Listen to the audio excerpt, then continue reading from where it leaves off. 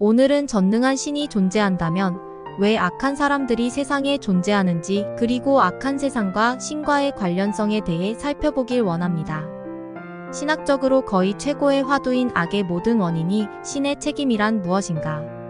이 논제는 깊은 통찰력과 겸손한 이지력이 요구되어 보입니다. 먼지 같은 인생이 이사야 55장 8절, 로마 11장 33절에서 알려주고 있는데요. 우리의 상상을 훨씬 초월한 그분의 생각을 온전히 판단할 수 없습니다.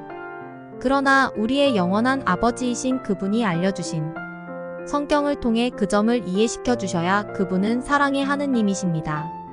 그래서 성경은 그 점을 자세히 설명하고 있습니다. 사랑하는 아버지는 자녀가 수많은 사람을 죽이라고 가르치지 않습니다. 그리고 반드시 죽을 수밖에 없는 지뢰가 묻힌 장소에 자녀와 약속하지 않습니다. 요한일서 4장 8절의 사랑이 하느님께서는 성경 야고보 1장 13절에서 신은 아무에게도 시험하시지 않는 분임을 천명합니다. 전도서 7장 29절은 내가 깨달은 것은 오직 이것이라 곧 하나님은 사람을 정직하게 지으셨으나 사람이 많은 꾀들을 낸 것이니라 라고 알려줍니다. 이 구절은 우리 인간의 본질과 우리가 어떻게 악한 행동을 하는지에 대한 깊은 이해를 보여줍니다. 하나님은 우리를 정직하게 만들었습니다. 그러나 우리는 선택의 자유를 가지고 있으며 때때로 우리는 그 자유를 악한 행동을 하는데 사용합니다. 따라서 우리는 선택할 수 있습니다. 우리는 선을 택할 수도 악을 택할 수도 있습니다. 그러나 그 선택은 책임이 수반됩니다. 신은 우리에게 선택의 자유를 주었습니다. 이것은 우리가 사랑과 선을 선택할 수 있게 하는 동시에 우리가 악을 선택할 수도 있게 합니다. 이것은 하나님의 존재와 악한 사람들이 세상에 존재하는 이유 사이의 관계를 설명합니다. 이렇게 생각해 볼 수 있습니다. 하나님은 우리를 완벽하게 만들었지만 우리는 종종 그 완벽함을 잃어버리는 꾀를 갖게 됩니다.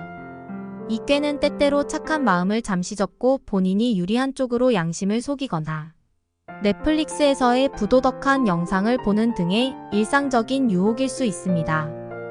더 나아가 우리가 다른 사람을 해치거나 부정한 행위를 하는 등의 더 심각한 행동일 수도 있습니다. 그래서 다음번에는 당신이 그러한 행동을 하려고 할 때 그것이 당신의 꾀일 수 있다는 것을 기억해 보십시오. 그리고 그 꾀를 이기는 것이 얼마나 어려운지를 깨닫게 될 것입니다. 이것이 바로 전도서 7장 29절이 우리에게 가르쳐주는 교훈입니다. 그러나 우리 모두는 우리의 꾀를 이기는데 성공할 수 있도록 만들어졌습니다. 야고보 4장 14절은 선을 행할 줄 알고도 행치 않으면 악이라고 하였습니다. 이제 잠언 27장 11절을 생각해 봅시다. 이 절은 우리에게 한 천사가 신이 거짓말쟁이라는 것이 잘못이라는 것을 인생에게 증명하도록 권고합니다. 다시 말하자면 우리가 신의 창조물로서 그의 선함과 공의를 증거하는 특권을 가지고 있다는 것을 의미합니다. 그렇게 하여 악의 원인은 신이 아니며 그분이 악을 피치 못해 허락하셔서 창세기 1장 28절의 인간 영생의 원래의 목적을 이루시는 분이심을, 그리고 이사야 55장 11절에 결코 일구이연 하시지 않는 분이심을 증거함으로 신의 창조의 목적을 이루어 나가야만 합니다. 하지만 여기서 중요한 질문이 생깁니다. 왜 신이 히틀러나 김정은과 같은 사람들을 존재케 했을까요?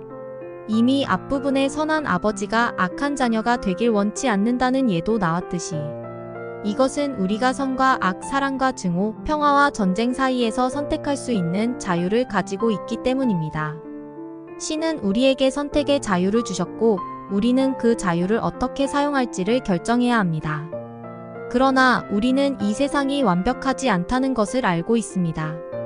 이태원 매몰사고, 세월호 전복사고, 최근 중동전쟁, 우크라이나 전쟁, 대재앙급의 자연재해와 같은 비극적인 사건들이 일어나고 있습니다. 이러한 사건들은 우리에게 세상이 완벽하지 않다는 것을 상기시킵니다.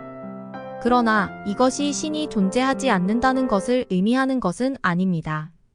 오히려 이것은 원치 않았는데 모함을 당하신 아버지를, 자녀가 아버지의 모함을 바로 잡아줄 필요성에 더욱 초점을 맞추게 합니다.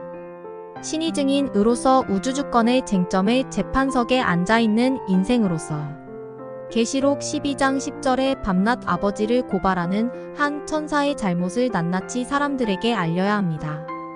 이것은 우리가 완벽한 세상을 창조하려는 신의 계획에 참여할 필요가 있다는 것을 의미합니다. 그러면 이 시점에서 왜 이렇게 고통의 시간이 긴 것인가? 라고 질문할지 모릅니다. 시간의 주인은 신이지 인간이 아닙니다.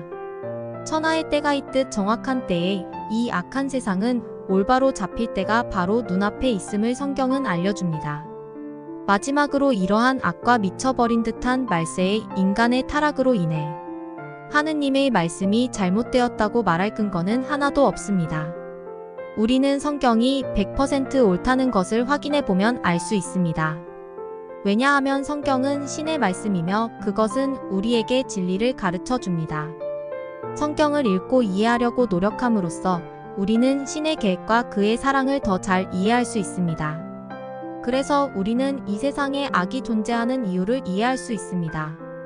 자신에게 도전한 한 천사의 질문에 답변할 시간이 필요했으며 지구상의 신을 진심으로 사랑하는 자들이 있을 것임을 믿으신 신을 사랑하고 그 일이 우리의 삶의 이유가 되어야겠습니다. 그것은 우리만의 선택의 자유의 완성입니다. 우리는 그 자유를 어떻게 사용할지를 결정해야 합니다. 당신은 부정과 어둠을 선택할 것입니까? 아니면 빛과 긍정을 선택할 것입니까? 결정은 여러분의 몫입니다.